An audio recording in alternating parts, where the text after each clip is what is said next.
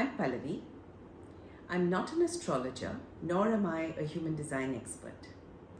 The stories that I'm sharing with you are my observation of what's happening in the cosmos as an intuitive observer. While a lot of this feels channeled to me, it is very natural for a human bias to creep in.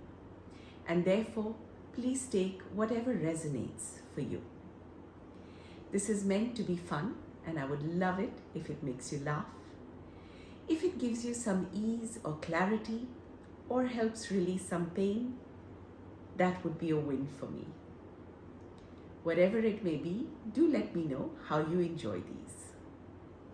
This episode of the Soap Opera of the Stars is about what's happening in the week between the 14th to the 21st. I'm going to read the story as I have written these down, and I hope you enjoy them. Mars is in shock. He's just received a text from no less than Saturn asking to meet him for a drink. What has caused him even more concern is that Saturn started the text with friend. Since when is Saturn seeing Mars as a friend and not a stuck-up, tempestuous, impulsive son of a, well, you know. So Mars doesn't know whether to be elated and believe that all his contemplation in Gemini and emotional awareness in Cancer have earned him this invitation, or to be terrified. I mean, Saturn has just stepped into Pisces, and if there's a house that could turn Saturn cuckoo, it could well be this one of Jupiter, with its penchant for death prophecies. Anyway, he texts back with, "That would be great," and wonders whether to add comma sir or just a party emoji. Instead, he just adds an exclamation mark and the old-fashioned smiley, colon, and a closed bracket, just to be safe. Saturn, in the meanwhile, is walking through the exquisite forest surrounding House Pisces with his eyes seeing none of the color or exotic beauty. Instead, with deep frown lines on his brow and a downturned mouth. He sighs in relief when he sees Mars's text and responds with a thumbs up. I mean, he knows this conversation may irritate him even more, but he's not sure right now anybody else would understand what he's going through better than Mars, who's in the house of Cancer at the moment. And his mind goes back to what's bothering him, and it's almost as if thunderclouds gather over him. He's that upset. It's been more than a month since he's been here, and they just can't get their dinner timings right. It's beyond him. Jupiter is sitting right next door in Aries, but too busy to care. All he does is make comforting noises, but doesn't seem to have any control over his staff, Saturn thinks scornfully. Just today, in fact, he went to speak to the cook about this and found him sitting in the kitchen with all the veggies chopped up and wilting and refusing to cook because he was lost in contemplation about hope being a romantic version of despair. It's like a wilting rose, he tried to explain to Saturn. When he was asked when dinner would be ready, "You wanted to survive and shine and appreciate it, but you know it's finished and needs to be thrown," and he chucked perfectly good spinach across the room. Luckily, Saturn ducked, but when he even louder said, "Great thoughts, could we have dinner at 8 p.m.?"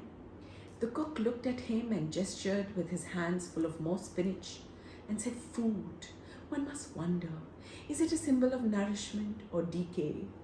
At which point Saturn whirled around and decided he would rather starve and stomped off into the woods while writing that very uncharacteristic text to Mars.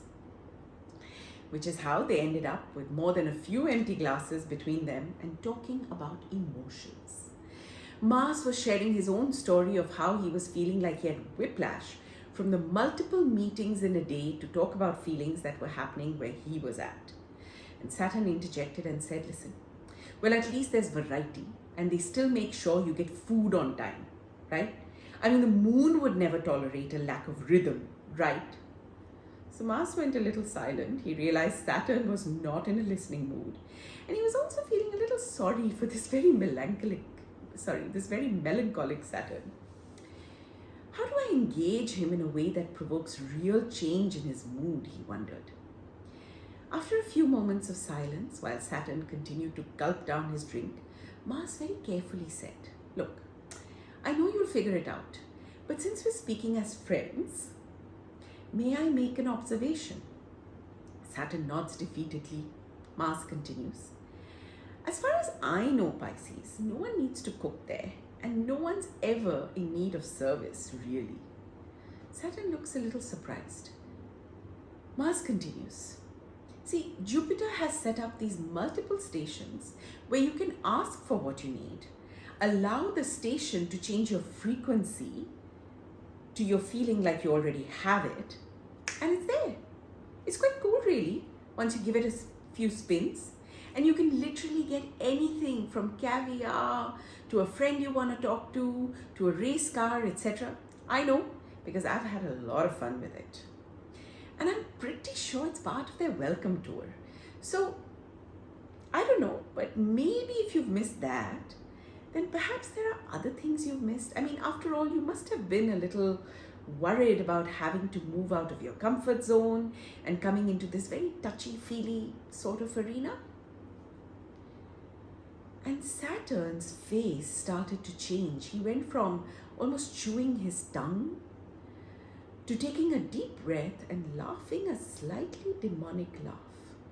"God damn it, Mars," he said. "I forgot to practice what I preach. I've been so involved with feeling sorry for myself that I forgot I'm the one always saying be tireless and look for the light in the darkness." And he looked at Mars with a new light in his eyes and said, "I completely forgot what I had decided to do while I was here. I mean, I've been so looking forward to all the inventive ways in which I can bring structure to that madhouse. Thanks to you, my friend," Mars shuddered again, "I'm motivated to get back to that now. This was brilliant." And a slightly wicked glint appeared in Saturn's eyes. Mars sent up a quick prayer for the house of Pisces and Jupiter and hoped he hadn't unleashed a monster on this watery heaven as he allowed Saturn to pay for the drinks. On their way out, they were pleasantly surprised to find Nona and Shona in their astral bodies and very amused to hear their exasperation at Mercury's prank to confuse them around their contemplation of service versus self-responsibility. Now, these two were also happy enough to share their own insights around feelings and the ownership needed to navigate them. They all went home wiser, or so they thought. Nona and Shona are the nicknames for the North and South Node. This is in the last episode, in case you were wondering. Meanwhile, Mercury was in Uranus's chambers in Taurus, looking for even more mischief, but also a little wary of the many seemingly harmless lightsabers that seemed to be lying around. Clearly, Uranus had done some redecoration during his long stay here, and Venus had allowed him, which was more shocking. But then, Mercury knew if anyone could change someone's mind about something, it was this being who walked into the room in his animal print robe or kaftan. Oh, good God, Mercury thought, what on earth was he wearing? It seemed to be made of light, but also of cloth. And was it transparent, or was that a trick of the light? And Mercury realized too late they were looking where they shouldn't and looked up to hurriedly to see Uranus laughing at them. The devil had meant for this to happen. "Welcome, welcome," Uranus said cheerily as Mercury struggled not to take another peek. Uranus continued silkily, "You must be quite annoyed, no? The flighty Mercury, having to spend so much time in boring old Taurus, where everyone just seems to be watching the grass grow and all that." His tone making Mercury want to punch his glinty, wait, was that gold he saw? Mouth. Mercury had to admit this one was as sneaky as they come, a fact he'd conveniently forgotten while he was doing his rounds of the other houses. And a match he would have to make peace with, given that in truth he was going to be in Taurus a little longer than he expected, and that he would need to spend time with Uranus on account of the book they'd been commissioned to write during this period. That was what Mercury was here to discuss, in fact, the title of said book. Their current option, Google Map Your Way to You, the path to your unique identity, just seemed boring. He was thinking more on the lines of be the hack or stay a hack. Something offensive and impactful. He'd even tried asking ChatGPT for suggestions, but it refused to work for a god, insisted he'd think for himself and all that. While all of this was happening in Taurus, Venus was going through the cupboard named Journals in Gemini's massive library. Why anyone needed a whole closet for journals had gone from being an eye-roll-worthy mystery to her to an obvious necessity in the last few days. If she didn't write all the thinking she was being made to do, she felt she was going to explode. And while she had ordered her one-of-a-kind in the whole universe, custom-made monogram stationery from her exclusive stationer, it was just taking too long.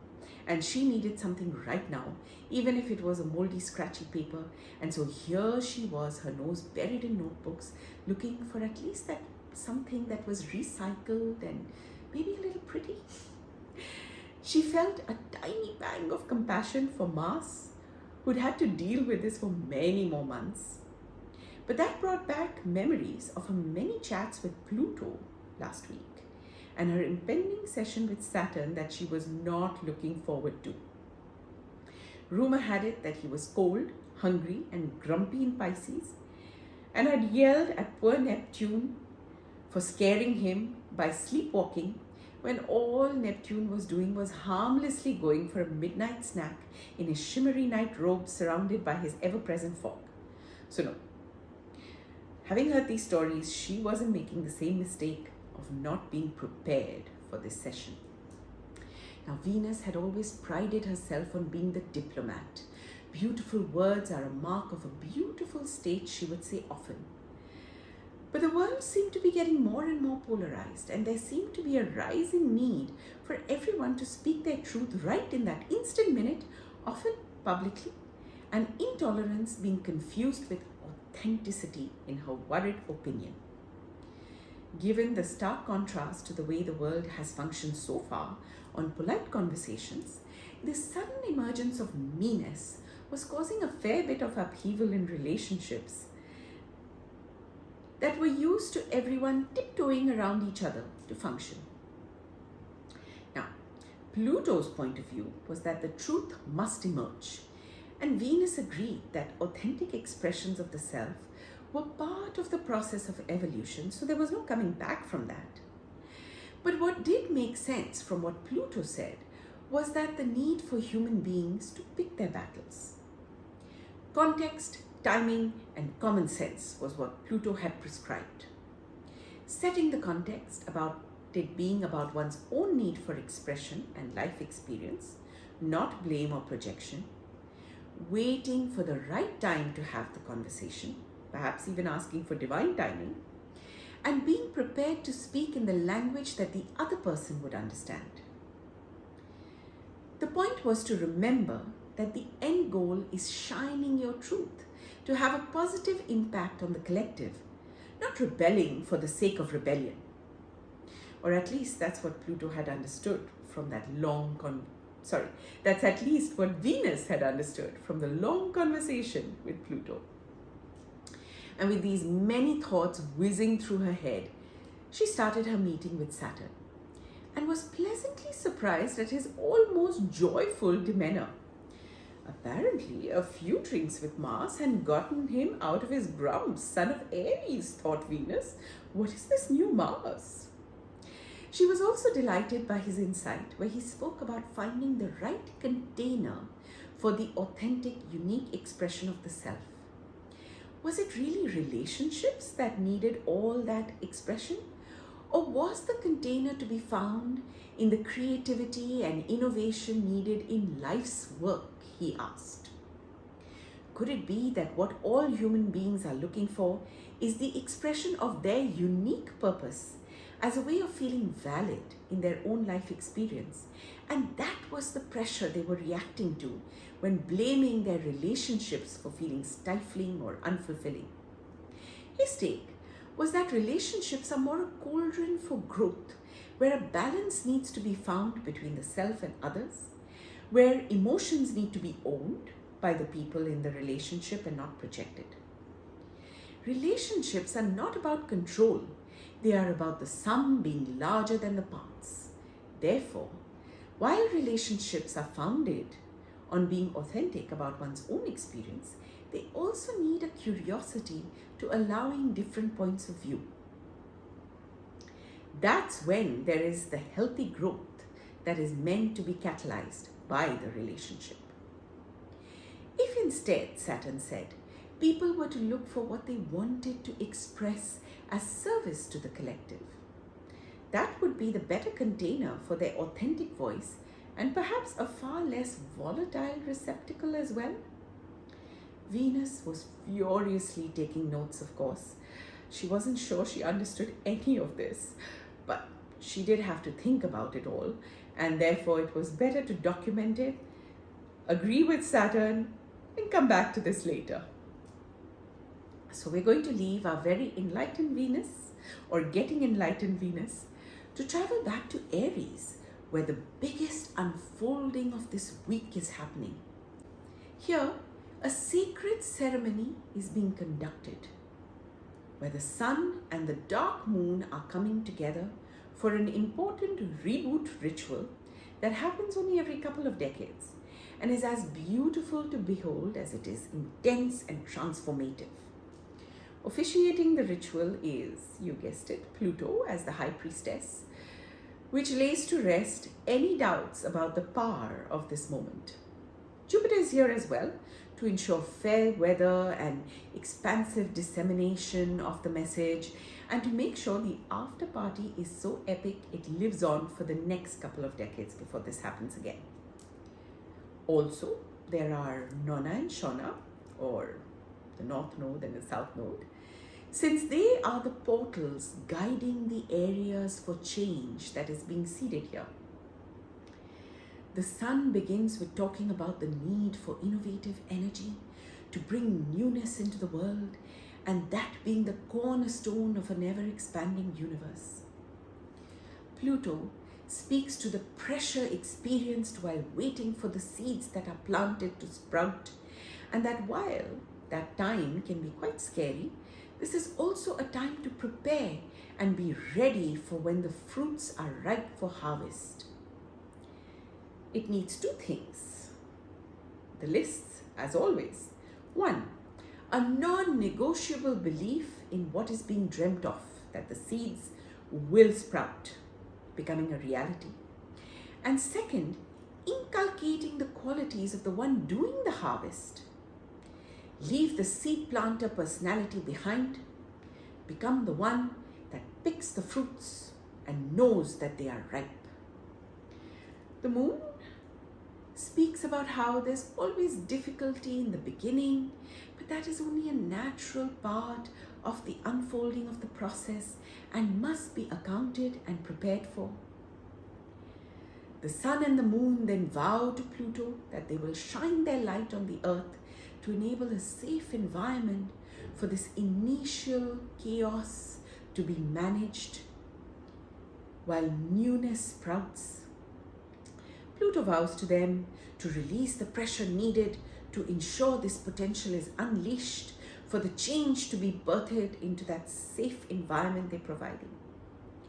It is now Nona and Shona's turn to speak about how their focus is moving from what was the evolution of resources to the evolution of relationship dynamics as the focus of the future. And on that note, Jupiter declares the start of festivities. Now, as we let the cosmos revel in this magnificent celebration of expansion, I would suggest we take a page out of Venus's story and get ourselves a journal as well. Some of the questions that you could think of. What is that dream that has been in the process of dreaming and hasn't yet been brought out into the world? The other question is, who can we talk to associate with, study as a role model maybe, hire as a coach, to bring that into existence. What are the relationships that are impactful right now in our lives? And what are they reflecting to us? Or what are we projecting onto our relationships, which now might be a good time to release? Another question is, what is that receptacle of our unique expression that we haven't perhaps thought of as yet? Now, if any of this resonates with you and you would like to journey deeper into these subjects, you can connect with me through the comments below. You can write to me on asoneis.pn@gmail.com or DM me on Instagram. I would love to work with you. If you go on Instagram, you will see various offerings through which we can work together. Look at whether these stories can bring more structure into your own work. I would suggest you look at a playful way of looking at these. They're meant to be fun, they're meant to be lighter and easier. I personally find that if I listen to what transits are coming up in advance, they tend to give me a little pang of fear or anxiety sometimes, and which is why I'm sharing these transits once they've happened, because I feel it helps us go deeper when we look at what these could have meant for us over the last week. Of course, since we're talking about astrology and we're talking about human design, or at least this is all being inspired from that, this is something that could have been a theme for a while now and perhaps gives you some ease and clarity. Perhaps listening to these stories just helps let go a little bit of pain. That would be wonderful. Either which way, I hope you've had fun. I do request you to like, follow, subscribe to the channel, because it will help me. It will also help me know that you want more of this content. And do share. My hope is to empower as many people as possible through this method of storytelling. So if you felt any resonance, I would be really grateful if you would move it along the chain. I feel honored to be of service, honored that you've spent time listening to all of this. And I would like to share as much love and light as I could possibly bring into this universe with all of you. Thank you.